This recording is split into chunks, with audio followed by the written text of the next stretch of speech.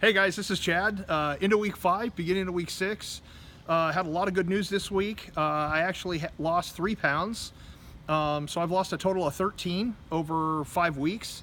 I've lost more previously on different diets, but there's some really strong benefits to this diet that I like over some of the other diets that I've done. Talk a little bit about that. So one of the things that I'm finding out I don't like is the cheat meals. Now, did a little math this week and figured out if you're having 3 meals a day and there's 7 days in the week, you're having 21 meals in the week. So if you have 1 or 2 cheat meals, I think that's probably a decent ratio. But I don't know. I don't know. I need to check with Thomas DeLauer to find out what the situation is with the cheat meals. But I had 2 cheat meals this week, 2 days in a row. What I am finding out is 2 hours after having a cheat meal, it is not knocking me out of ketosis. Now, last night I had chicken fettuccine Alfredo, a very large helping of pasta and chicken.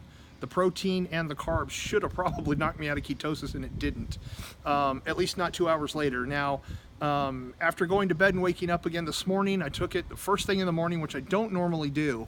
And I was at a 0.9. So keep in mind, ketosis is from a 0.5 to a 3.0 on the ketone blood meter. I used the Mojo blood meter for that. So it did not knock me out of ketosis long term either. And I was really excited about that. Today I had another cheat meal for dinner. We were out, we were doing some things with friends. We decided to go to dinner.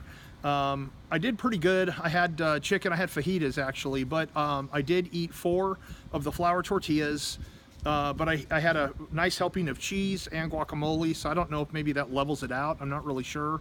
But I still am 2 hours later not out of ketosis, so I'll take it first thing in the morning again. I'm going to be getting up at 5 a.m. tomorrow morning, and we'll see what happens over the longer period. What I don't like, though, I found on top of the cheat meal I had today, we had dessert. Dessert for me was fruit. So I had blackberries, strawberries, and pineapple. There are 2 things I'm not liking about the cheat meal. Number 1 is the carb insulin spikes. I do not like the way it makes my body feel afterwards. I feel like crap for 1 to 2 to 3 hours afterwards, and it just isn't something I really like, which is good because it motivates me not to cheat. The second thing is the sugar spike. I do not like the sugar spike. I do not like the way it makes me feel. It messes with my head, and I just don't like it. And that was with the fruit, so I'll probably be laying off the fruit. Now, I haven't had any fruit up to this point over the 5 weeks, so this was the first time I've had fruit, and so probably the sugar spike and the insulin spike because of the fruit, I think, was what made me feel so terrible. It's just funny how when that's your normal diet, you don't even notice how bad it makes you feel, but after being in ketosis for 5 weeks, you're very sensitive, or at least my body is, to those kinds of spikes. So couple of cheat meals this week. I did crank up my aerobics quite a bit. So the 3 pounds of fat loss, more than the fat loss though, I've lost 13 pounds total.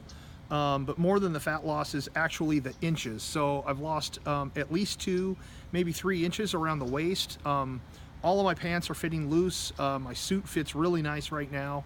My shorts are all really loose. My jeans are loose. I'm on the second to last